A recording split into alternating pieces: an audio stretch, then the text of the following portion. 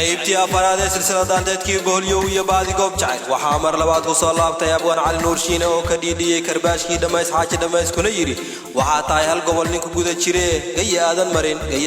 xog lagama gudbiyo codku waa muudijir mal oo kaba la dulmaray jamaal hele kuna yidhi gaban yahow degdega way iska soo gashay ilama aadan garan gobol iyo murtida laxanku waa jilac jaamac muusigii cumar muuye duubista codka silsiladan waa cali bulshaawi waxaadna kala socon kartaan silsiladan jilac jaamac official waana jilac jaamac codin leh kila